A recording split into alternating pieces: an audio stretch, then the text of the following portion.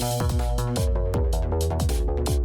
Sports Radio, the voice of women in sport.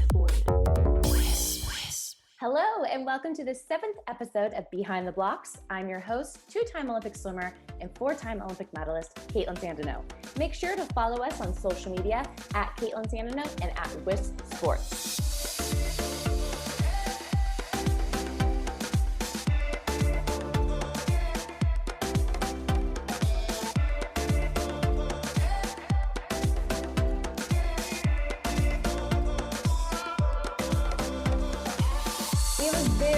Show for you today, but first, a word from our sponsor. Summer is here. You don't want to miss that majestic summer sunset, perfect wave, or family picnic because you're stuck at home with ear pain. You can make a splash at the next beach party with Highland's homeopathic earache drops and tablets for natural relief of minor fever, ear pain, and throbbing associated with earaches. Highlands has been trusted by generations to provide safe homeopathic medicines for everyone in your family. After you've been diagnosed by a physician, try Highland's homeopathic earache drops or tablets. Earache drops are available at Walgreens. To learn more, go to highlands.com/ear. That's HYLANDS. Highlands.com/ear. Claims are based on traditional homeopathic practice, not accepted medical evidence, not FDA evaluated. Always read and follow label directions. I am so happy to be joined today by one of the first Americans in any sport to qualify for the 2020 Olympic Games, as she earned her spot on the U.S. Open Water team. There's a good chance she will be Team USA's oldest rookie Olympic swimmer since 1908, as she heads to her first Games next summer. A graduate from Duke University, where she was an All-American and an All ACC-Champ, multiple team record holder, and also an academic All-American. She has won 5 world championship medals and 9 national titles. She exemplifies what it means to never give up as she continues to improve and dominates in the pool and in open water. It is with much pleasure to welcome Ashley Twichell to our show today. Ashley, welcome to Behind the Blocks.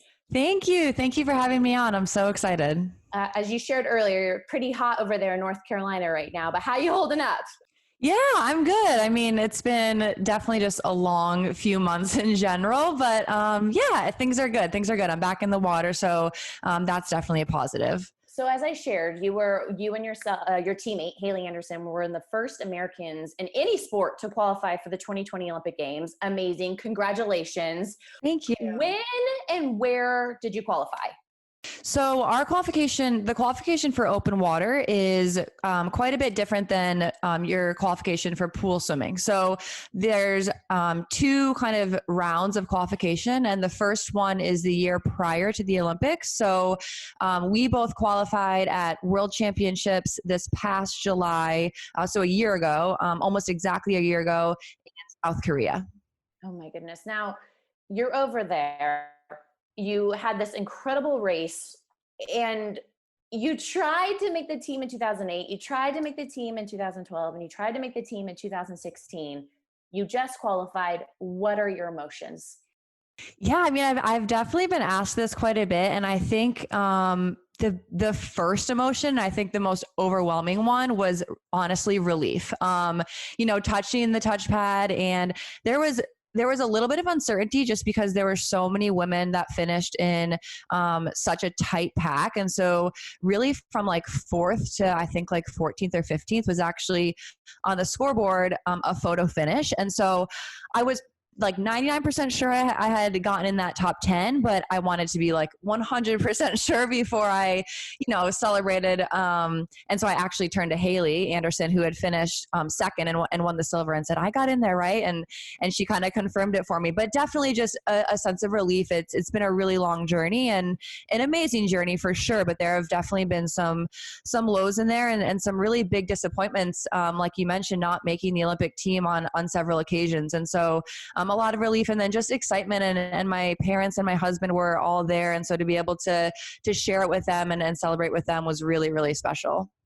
So you qualified, you said, about a year ago, and then what was it, like 4 months ago now, or 3 months ago, we hear that the Olympic trials the Olympic Games, and then obviously the Olympic trials for the pool are being postponed. What does that do mentally to you? Is it like, okay, I have another year to prepare? Is like, oh my goodness, I have another year? Because let's be honest, Ashley, you put in a ton of yards for your events. Mm-hmm. What is that like mentally and physically, knowing that you have this another year to prepare?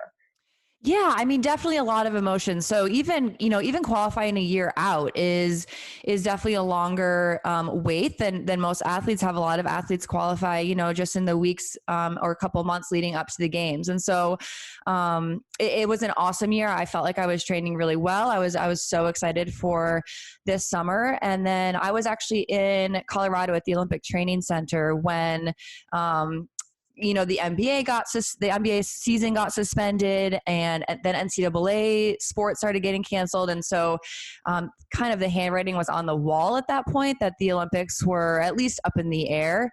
And that week or so before it was officially announced was definitely stressful. Just the not knowing and the uncertainty was really tough. And honestly, not knowing if, not only could they possibly get postponed, but possibly canceled, that was being thrown around too. And so there was definitely some stress and some anxiety there. And then, once the announcement was made, I obviously, 100% understand why and I'm totally on board with it.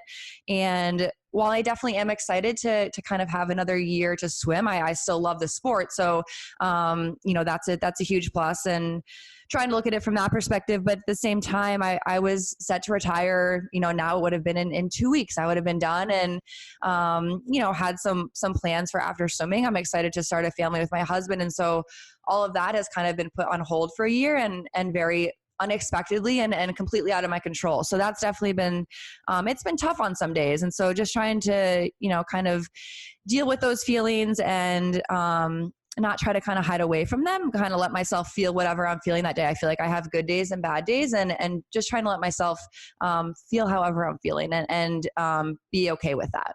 Good for you. Now, will you be 31 or 32 for the postponed Olympics? I will be 32. I just turned 31 in like a month ago. So I'll be 32. And how does your body feel? Like I just briefly touched on it, but let's, kind of dive deep into this.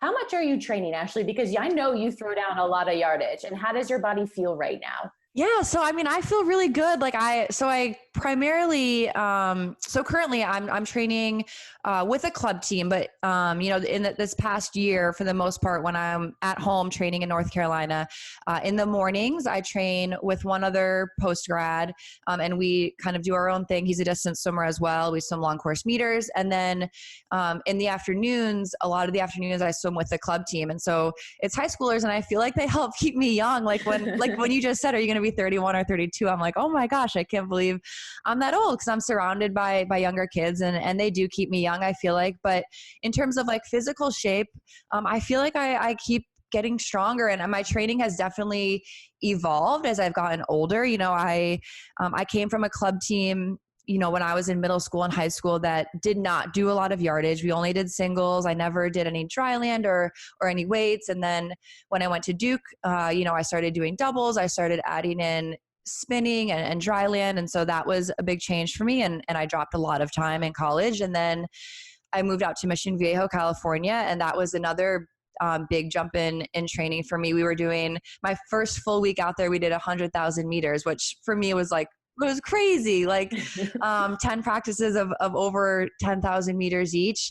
And then, I moved back to North Carolina in 2013, and I've actually been on a couple different teams in this area since then as well. And each one has just been a little bit different. And I feel like that's been really good for me to just kind of change things up and keep my body guessing. And I feel like it's also really just helped me, the changes in training. So currently, right now I'm doing singles just because of pool space and, of course, like social distancing and all of that. But this past year, I would say I was averaging between 60 and 70,000 meters or yards, depending on what the situation was a week. So I feel like that's currently just a really healthy, happy balance for me. I feel like I can get in that good endurance training, and I feel like I can also hit on that speed. And I struggle with a kind of a chronic shoulder injury. So that amount of yardage seems to be what is working for me right now.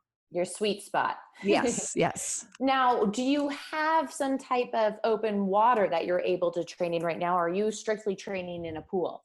So it's funny. So currently I'm just training in the pool. I train every morning, Monday through Saturday, 2 hours. So 12 hours a week, which is definitely a lot less than I'm used to. But, when everything happened and of course all of the pools were closed, I was getting in open water training. We were heading to a lake that's right nearby me, about 20 minutes away, Jordan Lake. And myself and a teammate and my husband would, on most mornings or afternoon, depending on the day, head out to the lake. And in April, it was a bit chilly, so we were actually wearing wetsuits. And that was actually those like couple of months of April and May were probably the most open water training I've ever done in my life. So primarily, I do all my training in the pool, and so it was really nice to get out there. And of course, I was doing it to stay in shape physically, but really mentally, it was so huge for me just to be able to kind of, get out there and escape and be on the lake and the calm water and just,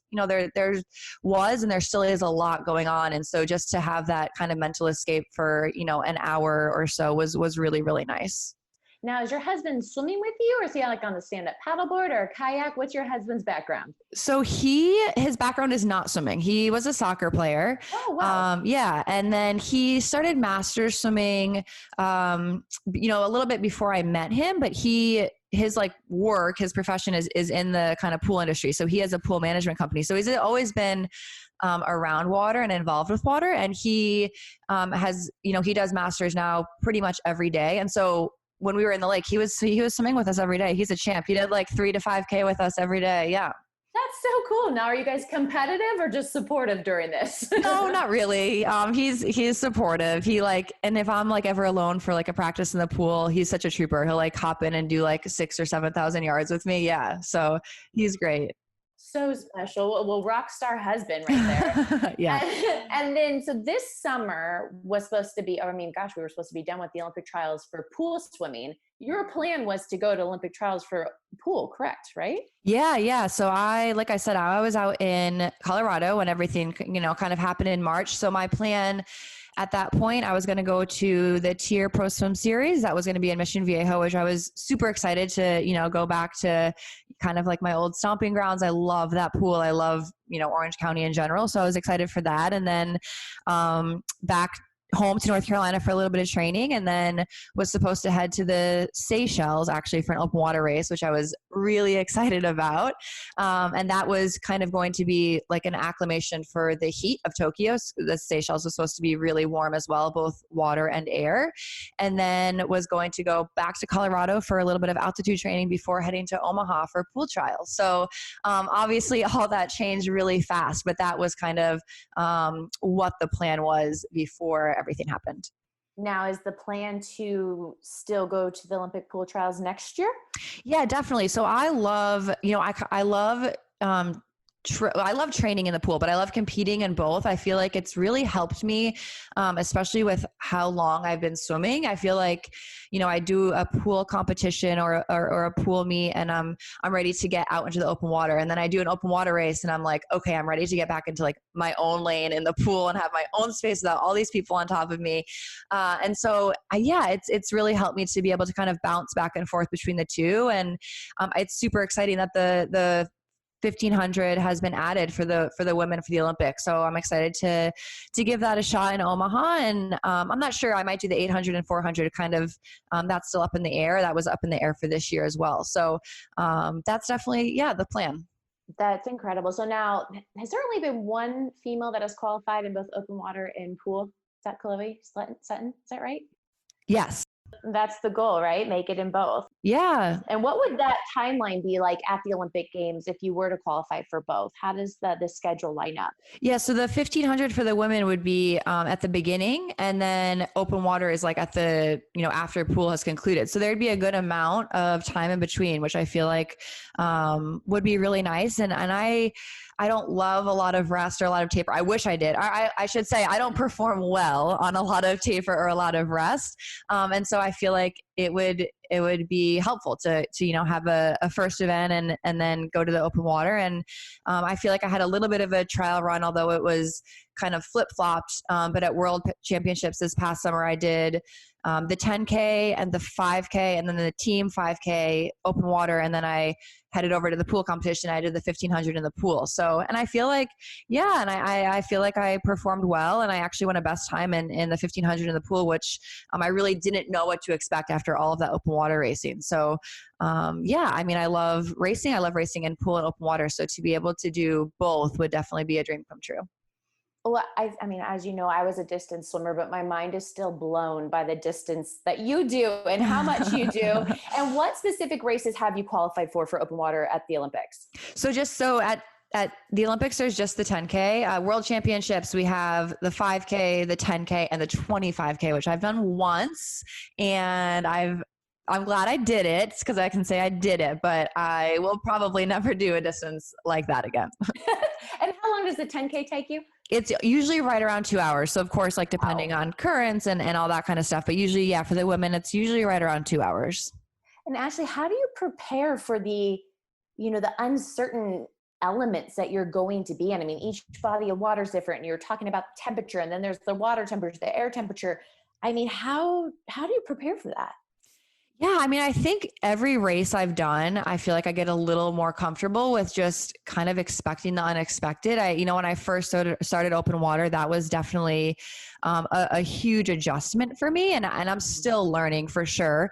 I do have I'm naturally just pretty laid back and easygoing. So in terms of that, I feel like I can kind of roll with the punches pretty well. And leading up to South Korea this past summer, everyone had expected the water to be pretty warm. And so that's why we had our open water nationals in Miami a couple months prior, just to kind of have a similar situation to what South Korea would be. And when we got to South Korea, the water was not warm, and we thought it would be pretty flat, and it was pretty choppy. And so, but I think the biggest thing is just realizing that it's the same thing for everyone. And so, really, it's who can handle it the best mentally is going to come out on top. So, just trying to stay mentally strong and like I said, just kind of roll with the punches. But I'm still working on it. It doesn't, I still get frustrated, and it's so different from the pool. Like, there are so many variables you can't control. So still learning, still working on it.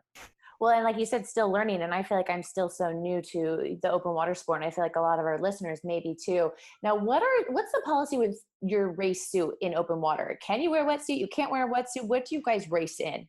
Yeah. So when I started open water, my first real open water competitive race was in 2011. And back then, it was just tech suits. So tech suits you could wear in the pool, but you can wear them down to your ankles. So, but no arms or anything like that. And then just a couple of years ago, they actually have changed that and kind of added in a new rule. And so if the water is below, I think it's 60, everything's in Celsius with feet, of course. But I think it's below 65 Fahrenheit, a wetsuit is mandatory. And then if it's between 65 and 68, a wetsuit is optional. And then above 68, you can't wear a wetsuit. And so I've actually never done a race in a wetsuit.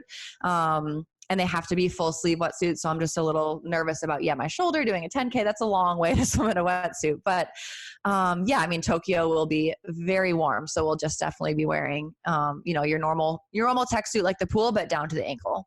And when you say really warm, what are you guys predicting?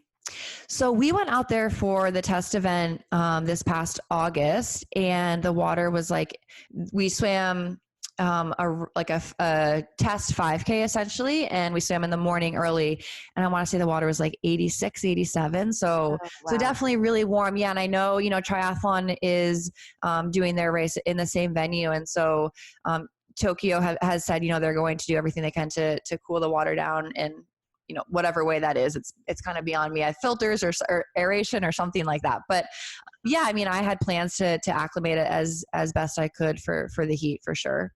What would be your advice to anybody listening today that is kind of interested in getting involved in open water swimming? And what are the challenges, but what are the your words of wisdom maybe kind of tiptoeing more into that direction, or doing both like you are, pool and open water?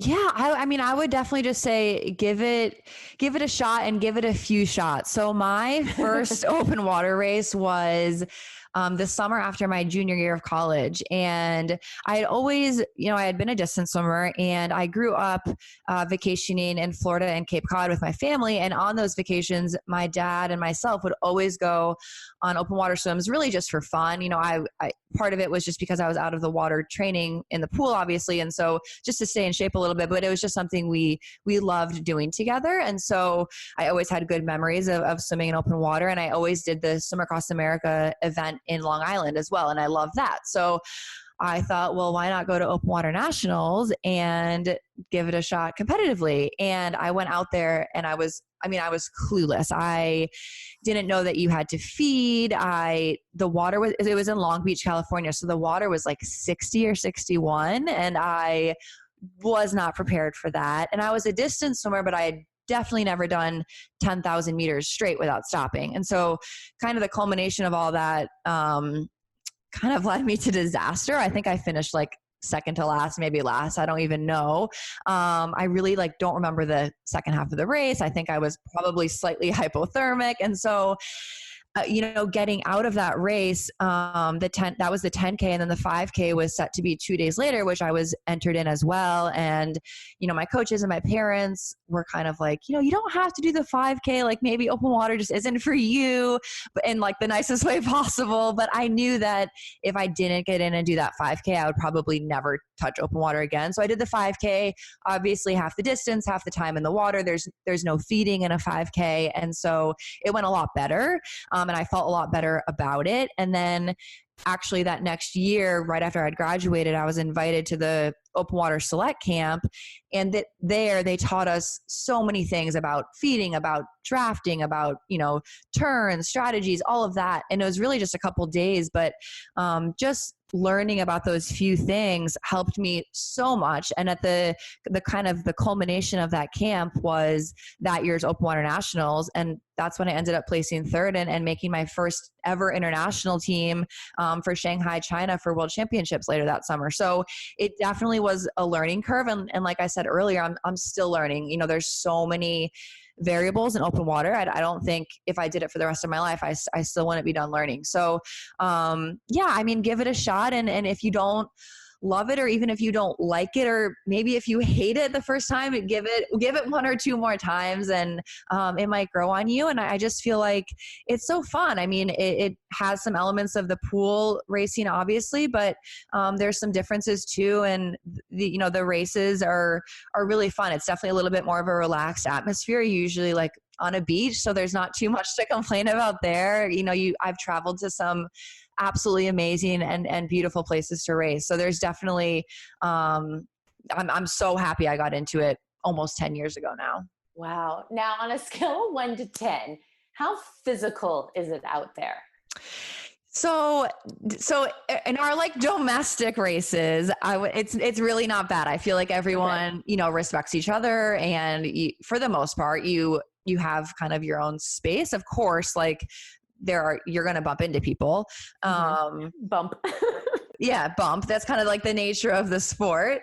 But internationally, it can definitely get pretty physical. And obviously I've never swum in a men's race, although I have done races like the Tiburon Mile where there are men and women in the race. But from what I've heard, the women tend to be more physical than the men, which I guess wouldn't really surprise you. I don't know, but it can get pretty physical. And especially, this past summer in the 10K at World Championships, there were I want to say 20 to 25 women rounding the last buoy. And after we rounded that last buoy, there's 800 meters to go until the finish. So there's an 800 meter stretch, and that there are 25 of you, and 10 of you are going to make an Olympic team. So it definitely gets really physical. And there are officials on boats, but there's only so much they can see, and especially if stuff happens underwater. But I definitely like to, as much as possible, have my own space. That's something I'm still learning and still working on, is being comfortable kind of getting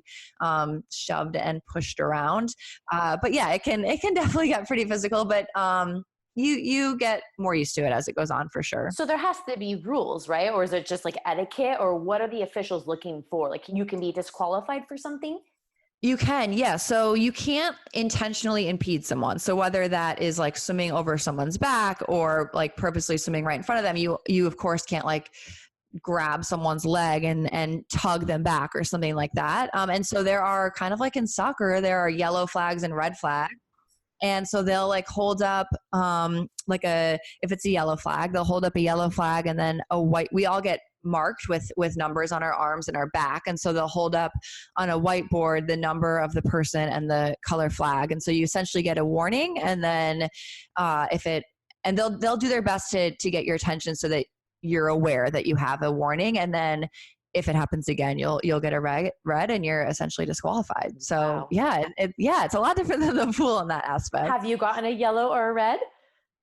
I actually got a yellow and I think it's the only, unless I'm unaware of one, I think it's the only one I've gotten, but I got a yellow in the Olympic qualifying race in Portugal in 2012. What?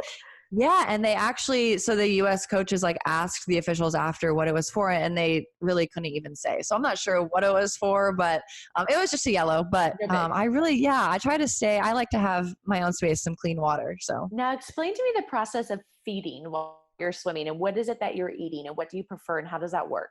That's so intriguing to me. I'm sure so necessary, but so intriguing.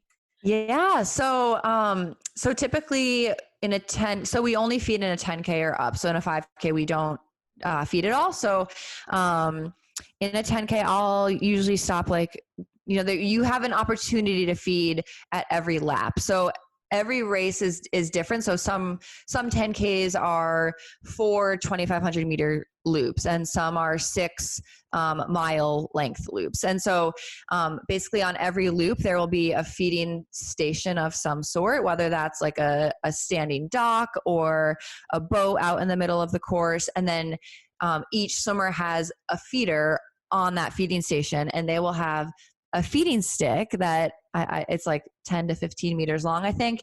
And they extend it out and it has like a cup holder on the end. And then you'll either have like a water bottle or a Gatorade bottle or a like solo cup filled with whatever you're drinking. And you kind of like swim up to it. And so, I mean, it's chaos. Like I'm describing it nicely, but it's chaos usually. Because everyone's trying to get to theirs. And so there are people kind of like swimming on top. If someone is stopped and feeding and someone behind them is trying to get to their feeder that's beyond, like they might, knock the cup out of your hand. So yeah, so it can get a little crazy. Usually I'll feed like one to 3 times depending on kind of the race.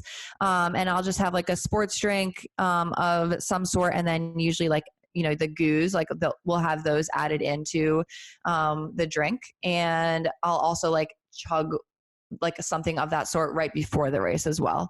And especially like in the salt water, it's just, if in a hot race, it's so important just to have that fuel and to stay hydrated. See, this is all like mind blowing to me. It's just like so different, but something that I feel like I can kind of relate to. So you talked about drafting, and for all of our swimmers listening, I mean, how annoyed do we get when people are like right at our feet or touching our feet? How do you deal with the drafting open water? Because just in the pool, I want to like kick somebody in the face when they're like on my feet. How do you deal with that? Yeah. So I, like I said, I like to have clean water. And so especially in the beginning of my career, I would lead a lot of races because if I did that, I would have my own space. And so, but I learned the hard way that a lot of times when you do that, especially if you do it from like start to finish, you're doing a lot of the work. And so all those people behind you with like, and I would feel good. I wouldn't even realize it. And then with like 500 or 600 or 700, whatever it is, meters to go, all of a sudden, all these people just pass you. They've been getting a draft and they kind of fly by you. And so I've definitely learn to be more comfortable kind of sitting back a little bit and being, further back in the pack and trying to draft myself, because it is a huge difference when you have a draft and someone in front of you is doing the work. But yeah, I mean, I know that I'm also pretty easy to draft off of because I don't have a big kick. And so people can kind of just sit on my feet and not worry about getting kicked in the face. But if someone, and I don't mind, like if I'm not if I'm not feeling their hands on my feet, I don't even really know they're there. But if someone is tapping my feet with every stroke they take, then I'll throw in like a big kick to kind of, be like, get away, like stop. But yeah, like I said, like with everything else, I feel like I just kind of get more used to it as I do more races. Spoken like a true veteran. I love it. It's like you're just so wise and calm and cool, but you're I just love your determination and your resilience. And I think it's so inspiring that you just keep at it, and you're doing such grueling events as well. And I feel like I ask you this every time I interview you, but I just think it's just because to me, I'm just terrified of open water and sharks. And I think I've shared that with you. I'm like, the thought of a shark, I can't do it. Have you had any gnarly encounters like with animals, creatures? I don't know, anything. What has been like your kind of trippiest moment? Yeah. So nothing crazy. No. To start off with, no. And I honestly don't know any open water swimmers who've had like, a terrible experience. I did get stung by something really badly I was in Mexico for a race, and it was actually after the race. I was like trying to do the good thing and warm down. And during the warm down, I don't even know if I brushed up against something but I had like the craziest, like it covered my entire stomach and side, and I had to fly home the next day. So that was not ideal, but I don't even know what it was. And then the only other real thing, when I was in high school, again, before I really started competitive open water swimming, I was doing an open water, like just fun swim when I was in Florida vacationing with my family, and my dad wasn't in the water with me this time. So my parents were walking on the shore, just keeping an eye on me. And I was probably only like, I don't know, 50 yards out from shore, if even. And all of a sudden I see my dad sprinting into the water, and I stopped. I'm like, Dad, what are you doing? And the lifeguard also, like a beach lifeguard, sprinting in the water. And apparently there was a shark like 5 yards from me, but I never saw him. So yeah. But honestly, so like that never bothered me. And even after that, it never really fazed me. But as I've gotten older, I've gotten a little more cautious. Like when my parents have a place down on the coast of North Carolina. And I used to, when I would go down there, I would just like go for open water swims, but I won't do that alone anymore. And really even with someone, I just got kind of, I don't know. I guess as I'm getting older, I'm less of a risk taker, but it's like in my head, like, oh my gosh, what if there's a shark? Yes, so that just gave me the chills. Yeah. So it's not so enjoyable when you're constantly thinking about that. Oh my gosh. But as you said, I mean, some beautiful destinations, I'm sure. Where has been the most beautiful, clearest, most gorgeous water that you've gotten to swim in? Yeah. So, I'm partial. I love Australia. I've gone twice now, and it's like every time I travel, like I love traveling, but I'm usually just ready to get back home to the States and my bed and all that kind of stuff, the food. But Australia is one place that when I go, I'm like, I think I could live here. Like I really love it there. And then I haven't gone the past 2 years just because of kind of my training and competition schedule. But from 2011 until 2018, I went to South Africa every February, and that is somewhere that's super special to me. The country is beautiful, and the venue is beautiful, and the people are amazing. It's just, I'm so fond of that place. And it's also somewhere I never in a million years thought I would have had the opportunity to go to. And so to have gone there, I think 7 or 8 times now, and my husband's gotten to go with me and my mom's gotten to go with me. And so to share that with them too has been really cool. And then in terms of the most beautiful water, the Cayman Islands, you're like, it's like the opposite of thinking about sharks. You're swimming and you're seeing like sea turtles and these like beautiful fish. And I'm like, I can't race in this. I'm just like watching all the beautiful sea life. And then along with that, Hawaii is amazing too. So I guess I can't name one. There's so many amazing places. I know. I mean, if that doesn't sell open water swimming, I don't know what will. Exactly. What amazing destinations, like you said, getting to share those moments with your husband and your family, and to travel the world doing what you are so passionate and excel at. I mean, doesn't get much better than that. Exactly. Yep. Definitely really, really grateful. And that's what I've been keeping in mind these past few months too. And at the end of the day, I know I'm so grateful, and I'm so lucky to be able to do what I get to do. And just trying to kind of look at it as, a gift of another year of getting to do that. Absolutely. I love that. I love your attitude. I'm going to be rooting for you. And this show is called Behind the Blocks, but it's going to be a little bit different for you because you're going to have to answer 2 different ones, because we always finish with, what are you like behind the blocks? But obviously you have your swim career, so you know what you're like behind the blocks. But how do you, for all the open waters, do you guys always start in the water or do you run in? How do you start for open water? It depends. So sometimes actually, I think almost all of our like domestic nationals, it's in the water start. So there's usually like a rope that's tied to the starting boat, and you have to have like one hand on the rope, and then when they blow the whistle or the horn or whatever, that's when you kind of take off. But most international races, it's a dive start. So it's like, World Championships is like 75 women and they're all diving in at the same time. So again, chaotic, which can sometimes be like the theme of open water. And now, are you the same behind the blocks for the pool as you are getting ready for open water?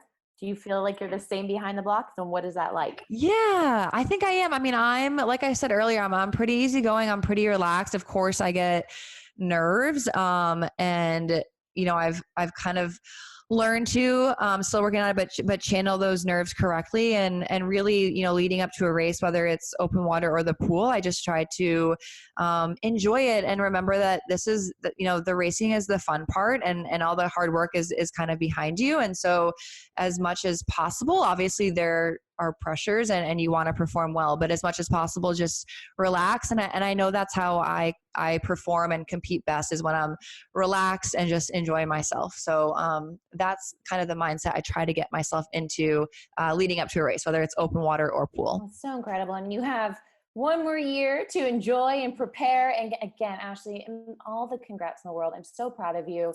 And like I said, I mean, I'm just so blown away by your determination and your perseverance and that never, ever give up attitude. I'm rooting for you in the pool and in open water. And just thank you so much for being my special guest on this week of Behind the Blocks. Thank you so much for having me on. Oh, my pleasure. And that's our show this week. Thank you again to my wonderful guest, Ashley Twichell, and to our sponsor, Highlands Ear Ache Drops. Visit them at highlands.com/ear. Don't forget to follow and share on social media at Kaitlin Sandeno and at With Sports. Thanks for listening and helping us turn up the volume on women's sports.